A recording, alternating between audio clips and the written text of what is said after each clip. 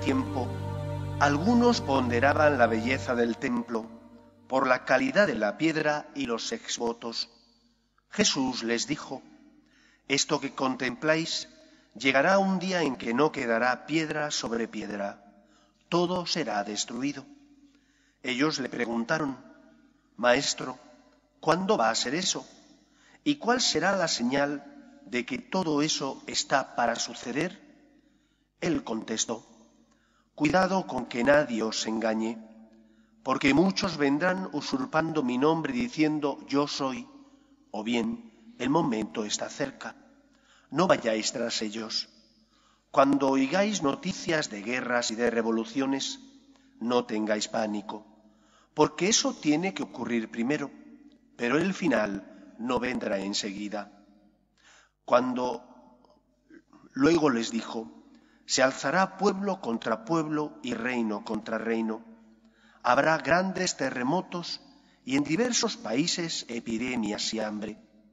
Habrá también espantos y grandes signos en el cielo. Pero antes de todo eso os echarán mano, os perseguirán, entregándoos a las sinagogas y a la cárcel, y os harán comparecer ante reyes y gobernadores por mi causa. Así tendréis ocasión de dar testimonio.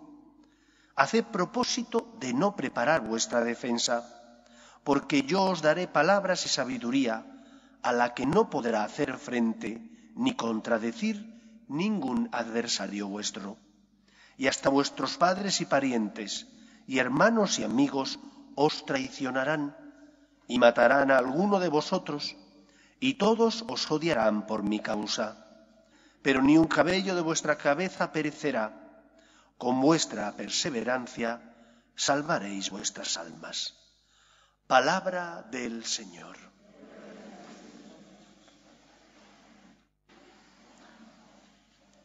Un escritor portugués escribió una frase que dice lo siguiente: he nacido en un tiempo en el que la mayoría de los jóvenes habían perdido la creencia en Dios, por la misma razón que sus mayores la habían tenido. ¿Y cuál es esa razón? Sin saber por qué. Decía este señor que los jóvenes habían perdido la fe sin saber por qué, pero es que los mayores decían tenerla sin también saber por qué la tenían. Tengo la impresión de que esto puede ocurrir en nuestra Iglesia. Y puede ocurrir en nuestra Iglesia porque corremos el riesgo de perder lo esencial. ¿Y qué es lo esencial? La Iglesia tiene que ser sacramento, encuentro entre Dios y los hombres. Así la definió el Concilio Vaticano II. La Iglesia es sacramento universal de salvación. Es decir, Cristo por medio de la Iglesia llega y toca el corazón de las personas. ¿Qué significa, por tanto, la misión de la Iglesia? Llevar a Cristo a los demás. Esa es la principal misión de la Iglesia.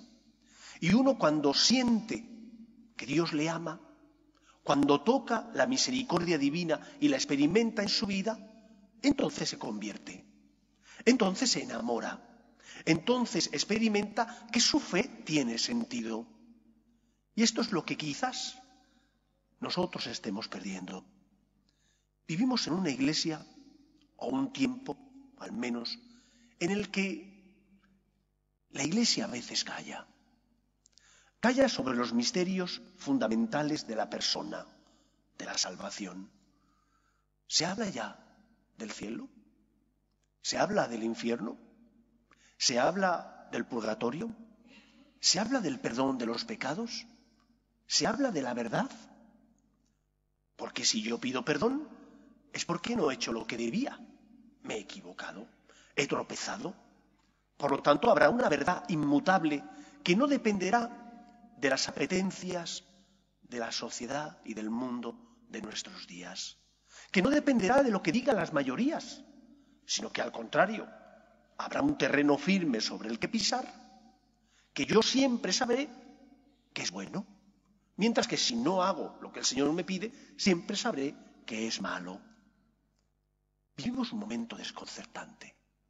Desconcertante porque dentro de la propia Iglesia, sacerdotes e incluso a veces la jerarquía, hemos hecho un silencio sobre lo esencial. Y hablamos de cosas que son importantes, por ejemplo, la paz, la caridad, ayudar a los necesitados, pero estamos obviando la parte más importante. Cristo ha venido a salvar a los hombres. Jesús, el Hijo de Dios, quiere tocarte el corazón porque te ama. Y porque te ama se queda en la Eucaristía. Instituye la Iglesia con sus sacramentos. ¿Por qué tengo fe? Creo que nos deberíamos preguntar todos nosotros eso. Yo tengo fe porque me he encontrado con Cristo. Yo tengo fe porque sé que Dios me ama. Yo tengo fe porque sé que el Señor que me ama y que me quiere ilumina mi conciencia para que sea feliz. Porque eso es lo que Dios quiere, que sea plenamente feliz. Y por eso, porque me he encontrado con Cristo, tengo fe, confío en Él. Pero si yo no hablo de Cristo, si en mis homilías, en lugar de hablar de Cristo, hablo de la cuestión social, de los problemas económicos, estaré haciendo algo que no estará mal, pero no para lo que el Señor me ordenó sacerdote. ¿No hay un silencio sobre lo esencial? Muchos jóvenes han dejado de practicar. No saben por qué. Pero bueno, como sus compañeros tampoco lo hacen, ellos dejan de practicar. Pero el problema mayor es que los adultos, que deberíamos saber por qué tenemos fe, muchas veces no lo sabemos. Y si no lo sabemos, ¿qué testimonio vamos a dar en el mundo? Yo creo en Dios y sé que Dios me ama. Y porque he experimentado el amor de Dios, necesariamente mi comportamiento no tiene que ser el de un sacerdote solo cuando celebro misa, sino las 24 horas del día. Porque creo en Cristo, porque soy sacerdote, mi comportamiento debe ser el de una persona de fe. ¿Cuál es tu comportamiento? ¿Cómo te comportas en tu trabajo, en tu familia?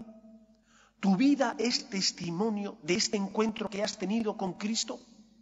¿O por el contrario, como decía este autor, no sabemos por qué tenemos fe? Venimos a misa, nuestros padres nos trajeron, nos hemos acostumbrado y venimos. No, nosotros venimos porque creemos en Cristo, porque nos hemos encontrado con Él, porque hemos sentido y experimentado su amor. Y nuestro testimonio tiene que ser un testimonio que ilumine a los que pasan a nuestro lado ante los momentos de dificultad, de dolor, de cruz. Nosotros tenemos una palabra: Dios te ama, no estás solo. Y porque Dios te ama y no estás solo y yo he experimentado ese amor, yo también voy a intentar ayudarte. La Iglesia tiene como finalidad primera ser luz en medio del mundo, llevando este testimonio, este encuentro con Dios nuestro Señor. Y eso es lo que dará razón de nuestra fe. Eso es lo que hará que cuando no comprenda los planes de Dios no entre en crisis, porque yo he experimentado el amor de Dios y aunque ahora no le entiendo, vivo de los momentos de luz y no reto al Señor y no cuestiono mi fe y no entro en crisis porque constantemente el Señor tiene que llevarme en sus brazos. No. Una fe madura es la fe de aquella persona que tiene razones para creer, se ha encontrado con Dios, ha experimentado su amor. Pero hay momentos en la vida donde tenemos que llevar la cruz, o atravesamos la noche oscura, o estamos en un momento de sequedad espiritual donde no sentimos a Dios. Ahora no le siento, pero le he sentido. Y yo doy testimonio de mi fe porque es un encuentro del que yo doy testimonio. Me encontré con Dios.